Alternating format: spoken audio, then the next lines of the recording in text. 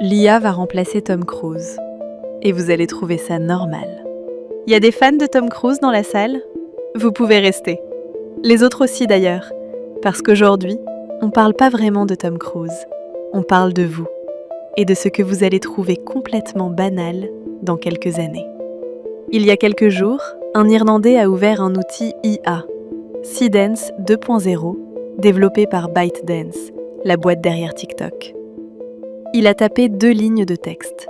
2 lignes. Et ce qui est sorti, c'est un combat sur un toit entre Tom Cruise et Brad Pitt.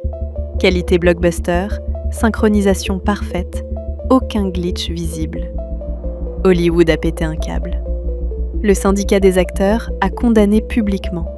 Disney a attaqué en justice pour violation de droits d'auteur. Des scénaristes ont dit publiquement être terrifiés pour leur carrière. Légalement, c'est une violation claire. Je ne vais pas leur dire le contraire. Utiliser la ressemblance de quelqu'un sans son consentement, c'est illégal. Point. Mais voilà ce qui m'intéresse. Les peintres du 19e siècle avaient aussi raison quand la photographie est apparue. Techniquement, elle a tué une partie de leur marché. Le portrait bourgeois, la peinture de commande, tout ça. Ils avaient raison de s'inquiéter. Et ça a absolument rien changé à ce qui allait arriver. On appelle ça l'évolution. Alors ouais, ceux qui crient au scandale aujourd'hui ont raison sur le fond. Mais avoir raison sur le fond, ça a jamais arrêté une technologie de s'imposer. Jamais. Prenez Photoshop. Quand il est arrivé dans les années 90, les photographes professionnels ont hurlé. C'est de la manipulation, c'est de la tromperie. Ça dévalorise notre art, ça dévalorise des années de formation. Ils n'avaient pas tort. Aujourd'hui, Photoshop, c'est une compétence sur un CV. Les agences demandent si vous le maîtrisez en entretien d'embauche.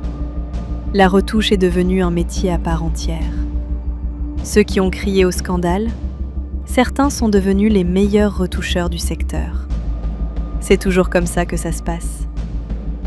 Parce qu'il y a un schéma.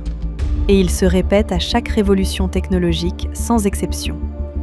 La photo arrive, panique chez les peintres. Le cinéma parlant arrive, des acteurs qui avaient tout misé sur le muet perdent leur carrière du jour au lendemain. Scandale. Photoshop arrive, c'est de la triche. Aujourd'hui, c'est un standard. Et maintenant, Seedance génère Tom Cruise en 2 lignes de prompt. Panique générale. Le schéma, c'est toujours le même. Panique, interdiction, négociation, adoption. Sans exception.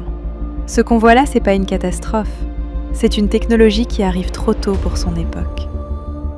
Trop tôt par rapport aux lois, trop tôt par rapport aux mentalités, trop tôt par rapport aux contrats qui existent dans l'industrie. Mais dans quelques années, et je parle pas de 50 ans, je parle peut-être de 5 à 10 ans, les grands studios vont pas interdire ça. Ils vont l'acheter. Ils vont le breveter. Ils vont négocier des contrats avec les acteurs pour utiliser leur ressemblance numérique. Certains acteurs vont même en faire un business model, vendre leur image IA pendant qu'eux ils font autre chose. Les pratiques qui font peur aujourd'hui et qui sont illégales aujourd'hui vont devenir des clauses standards dans les contrats hollywoodiens. C'est pas une opinion. C'est juste de l'histoire qui se répète.